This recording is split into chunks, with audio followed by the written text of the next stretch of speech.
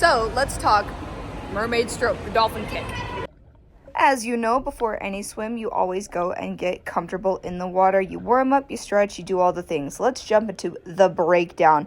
So there are 3 parts. You have the first part, which is part A, head, neck, and shoulders. Moving into the middle, part B, the core and spine. And then moving on to the end of the whip is part C, hips and glutes.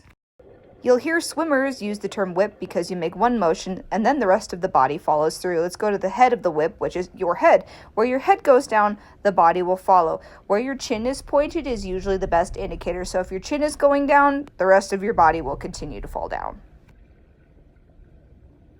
Moving into the underside view, you'll see my chin pointing downwards and I'm creeping closer and closer to the camera with each stroke. Having your head above your arms is typical for most mermaids and allows you to stay level with less effort as you go across. You know you're not using your core if you're compensating with your knees, so look at this inchworm debacle I'm doing. My blade is cutting through the water and I'm not moving forward very well. It looks kind of funky. Here is what that compensation looks like in a silicone tail. I'm going to go in for that really deep bend and then it just looks really crazy. Bending that far makes you lose momentum and control. Here's the silicone inchworm version. You can see the squinching I'm doing, and then it'll turn into long, slow strokes. While swimming, make your body as long as possible from your head to your toes. The mermaid stroke doesn't necessarily involve your arms, but tricks do. Our tails are not the main point of propulsion for the body. You need your arms and your tails all at the same time. When you're treading to maintain buoyancy, you can hold it in one place and then one tail flick will launch you upward. Maintaining both sides is super important. Having a tail without arms is like having a propeller with no oars or steering on the boat. You need your arms to help navigate you when your head isn't the only thing that's leading anymore, when you're doing tricks or when you're doing anything other than swimming in a straight line.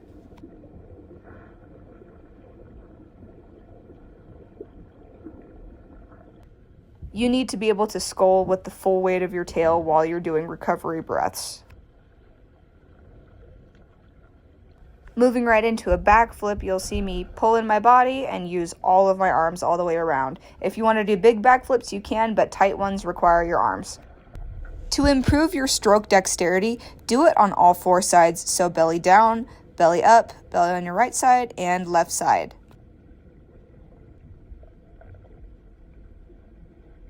The less you move, the more energy you conserve, so by allowing all 4 sides to be practiced, you can understand where each kick will propel you to, so you don't have to move as much in between.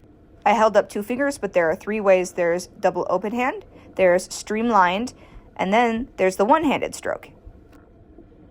I like swimming with 2 hands open when I'm in a new environment because I feel like it gets me a feel of the water better. Because this tail is silicone, it is not porous around the fluke, so that's why my effort looks so much more strained, is because I really have to push down with this tail, whereas a fabric tail, the water would just slip in between.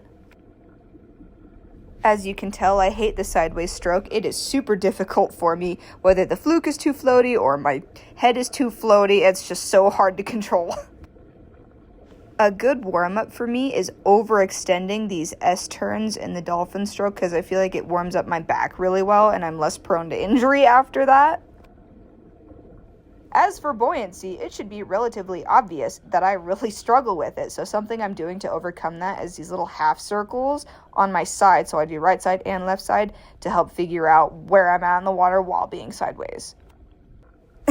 These were some of the first clips when I first put on the tail, and silicone's floaty, so you can see my fluke is just way up behind me as I'm trying to get situated and warmed up while I swim. I started to level out on my back a lot better. You could see I was squinching up my line, I was not making my body long, and then at this point I started getting long and making the stroke more even. Let's get into part B, the core, your abs, your spine. When you're pulling the body inward, this is the handle of your whip that everyone talks about, and this is where all of your power stems from.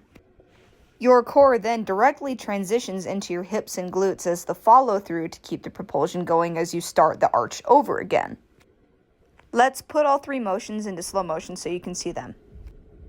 The order is that ABC. It goes head, core, hips. Again, head, core, hips. You can see the splay on my ribs. Let's zoom in on that. Right there, you see the muscles engage.